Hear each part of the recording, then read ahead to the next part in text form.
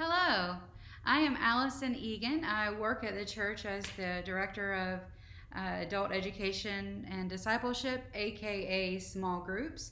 And this last Sunday and this coming Sunday, we will not be able to meet as Bible fellowship groups. And it got me thinking, how can we still do our teaching? How can we still connect in this way to cover our lessons? And so for the next little while, just however long this distancing and quarantine stuff lasts, we're going to be doing these videos each week, and we'll have a different teacher each week teach the lesson, and we'll just kind of forward that on for people to be able to read and still study the Bible together. And so that's where we're going to jump in today in Romans chapter 2. Now, I know it's been a little while since we met together, so let's do a little refresh for the noodles to get them working again. All right. So Romans is written to the church at Rome, and modern day Rome, Italy, but Rome. Paul is the author. He had never been to this church before. He had never met these people before, but he has heard a lot about them. And so he has this desire to write to them and to communicate with them. And so that's what this book in Romans is all about. Now, the first chapter of Romans was, a lot of it was directed to the Gentiles. We have the Gentiles, which are the newer believers, people who were not raised to be religious. And then we have the Jewish section where they were raised since infancy to believe in God and urged to pursue Him in every aspect of their life. They'd gone so far as even actually having a physical act done on their bodies known as circumcision, because it was a sign of their relationship with God. So you've got these Jews, these highly religious, and then you've got these Gentiles, which are new believers. And so they're both in this church. They're both acknowledging Jesus Christ as Lord, but there's a bit of confusion between the two groups. And so this reminds me actually of when I was younger. I played softball a lot. I loved softball. From third grade up until I got out of high school, I played and I loved it. I practiced.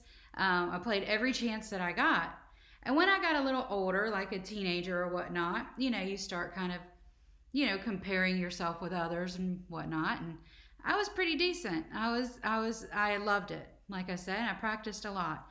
And so, every season you get a new team, you get some new people come around to be on your team. Every now and then, a season would come and there would be somebody, this girl who's like, oh, I've only been playing for a year.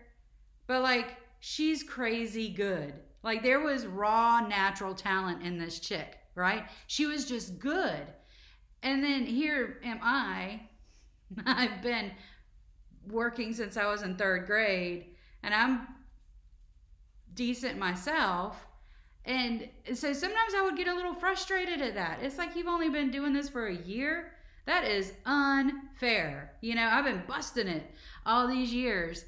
But it was what it was, and I eventually worked through it because we were on the same team, so obviously I wanted her to do good. But sometimes I'd have to have a little talk with myself, kind of get myself back straight. Like, aren't we on the same team? Even if I did, have to work harder, and it just, it's different for her. And that reminded me a lot of this lesson. So we've got the Gentiles who have recently accepted Christ. You got the Jews who have accepted Christ.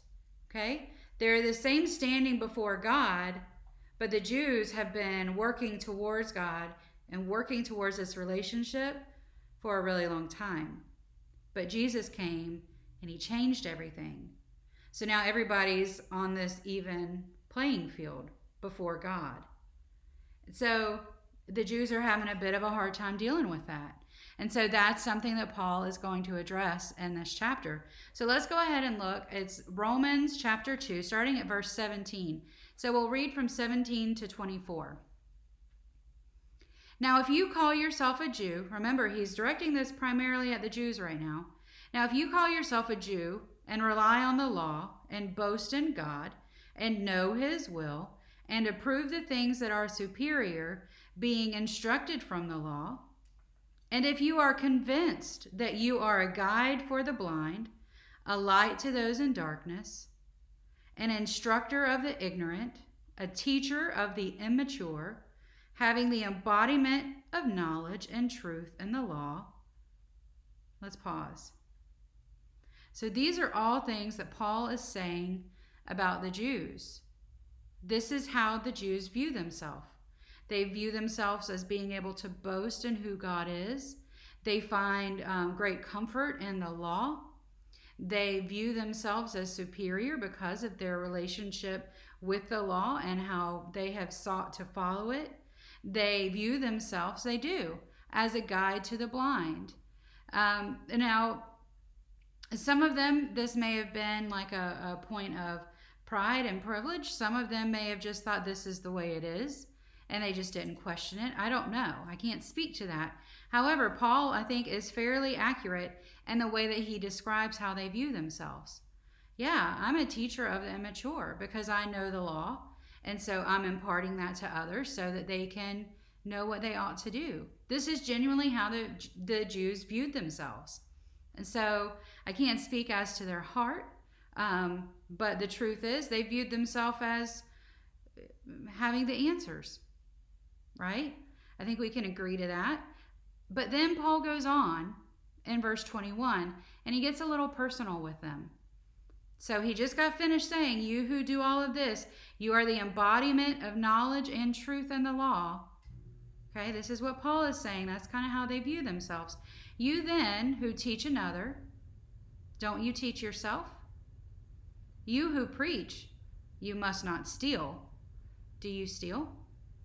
You who say, you must not commit adultery, do you commit adultery? You who detest idols, do you rob temples? You who boast in the law, do you dishonor God by breaking the law? For as it is written, the name of God is blasphemed among the Gentiles because of you. So he's saying, you great teachers, you followers of the law, do you listen to what you're teaching? Do you live by what you're teaching? You say don't rob, but do you? You say don't commit adultery, but do you? And keep in mind too, when Jesus came, he totally upped the ante because he no longer is looking, and I don't think God ever really was looking at their actions only, looking at the heart. Jesus goes so far to say that if you even think it, then you've already done it. And so this is going much further than, I'm not going to commit the act of fill in the blank. This is I'm not even going to allow that thought to come into my mind. If that thought comes into mind, I'm going to crush that thought. I'm going to grab that thought and I'm going to defeat that thought. That is what Jesus is talking about now. Not just, your outward body is not going to do X, Y, Z. It's literally saying, I'm going to grab that thought out of my head. I'm going to make it submissive to Christ. And so Jesus, when he came, he totally switched everything up. So these people who had been relying on the law and viewing themselves as really good followers of the law, they're now hearing that's not enough. Now, these people are part of the church, and so they do acknowledge who Jesus Christ is, but they're still struggling with this old, I'm going to avoid this so that I'm right. I'm going to do this so that I'm right with God, instead of just being in that state of a right relationship with Jesus Christ. It goes on in chapter 3 at the end of our section, chapter 3, verse 19 and 20. I'm just going to read it to you. This is Paul. Now we know that whatever the law says, it speaks to those who are subject to the law, so that every mouth may be shut and the whole world may become subject to God's judgment. Now listen to this. For no one will be justified, or no one will be made right with God in his sight by the works of the law, because the knowledge of sin comes through the law. So he's saying you have been relying on the law for salvation. But the law only makes it clear that you need salvation. The law points out your sin, right? The law, you speed, you break the law, that means you've sinned. You murder, you break the law, you've sinned. Is there any redeeming quality in the law? No, the law points out your sin. And so this is what he's saying. The law is not enough for a right relationship with God. It's never going to be enough. It never was enough, because don't you recall you used to have to sacrifice all these animals? Don't you recall you used to have to do all these special offerings and times of like repenting and all of that? Don't you remember that? So this is what Paul is trying to get through to them, that the law is no longer what it used to be. The law has been fulfilled. The sin debt has been fulfilled in Jesus Christ. And now there's nothing that you're going to be able to do or not do that's going to change now how things stand. And that is the only way into heaven is through a relationship with Jesus Christ. So then we go on to pick up in chapter 2, verse 25. And this is talking about circumcision. Now, circumcision is an act that a male child would have, like a surgery, I guess, that a male child would have, where they remove a piece of foreskin from his genital area. And so this was done at the time as a symbol of a relationship, a covenant with God, the Abrahamic covenant. And this would usually happen not at childbirth, maybe a few days after childbirth. And so this is what Paul goes on to address, because Jews are now telling the Gentiles, the new believers, you need to be circumcised. And the Gentiles are saying, no, we don't, because that's not necessary anymore. We don't need to be circumcised. And the Jews are saying, yes, you do. And not only that, a number of the Jews are very proud of the fact that they are circumcised, because in their mind it kind of elevates them from among the, commoners or what have you.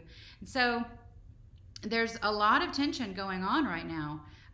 The Jews are trying to force the law on the Gentiles. The Jews are trying to force circumcision on the Gentiles. And so Paul is addressing this. So it starts in verse 25. Circumcision benefits you if you observe the law.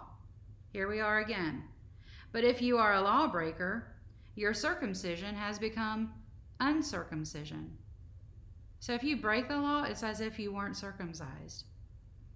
So if an uncircumcised man keeps the law's requirements, will not his uncircumcision be counted as circumcision?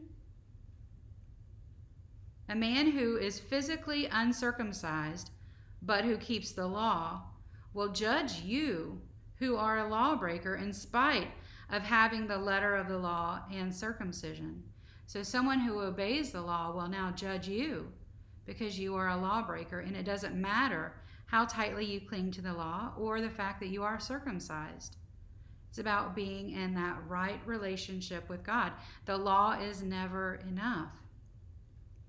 For a person who is not a Jew, who is one outwardly, and true circumcision is not something visible on the flesh. On the contrary, a person is a Jew who is one inwardly, and circumcision is of the heart, by the Spirit, not the letter. That person's praise is not from people, but from God. So again, Paul is addressing this, that circumcision it's not about a physical act. It's about an inward act. Outwardly, they've gotten rid of this extra piece of skin. Inwardly, you've gotten rid of that sin. Inwardly, you've acknowledged Christ for who he is. And so he's strongly urging them to understand the truth of now where all your religious practices stand in light of what Jesus Christ has done. So it's an interesting thing to think about how much of a transition the Jews had to make in their thinking and in their mentality. They were a very religious group, and it was very difficult for them to accept the fact that Gentiles who were not godly from birth, didn't have any type of special arrangement or relationship with God, were now being accepted into the family of God without having to meet any of these qualifications. And Paul is saying these qualifications are now gone because Jesus Christ is here.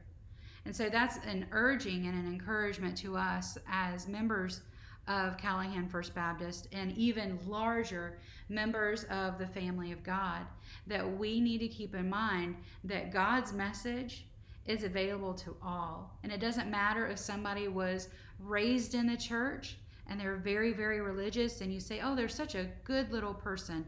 They're such a nice man. They're such a good woman. But then you have somebody come in off the street, their first time in, Pastor Lynn preaches, and they accept Christ. Are they no less a child of God? And so it's a challenge to ourselves, not to look on the outward man, but to look at the inward man. And even for ourselves, that there are things that we do because we feel that it makes us a little more righteous, a little, more above others. Truly, are you really practicing what you're talking about? Are you truly loving and living the life that God has called you to? And when's the last time that you reached out to a person who wasn't raised in church? When's the last time that you really walked alongside somebody and discipled them and mentored them who had just accepted Christ and they had a rough background? It's just food for thought for us, and also for myself to think about and to wrestle with. The book of Romans is a great, great book, but it does have quite a bit of stuff that steps on your toes and kind of calls you out on your stuff. So I hope you've enjoyed this lesson. Next week we'll have another lesson, and we'll have another one of our Bible Fellowship group teachers lead it, and then we'll just go from there. As things progress, we'll keep you in the loop. All right, guys, I love you. I hope you're having a wonderful day. Stay safe and wash those hands.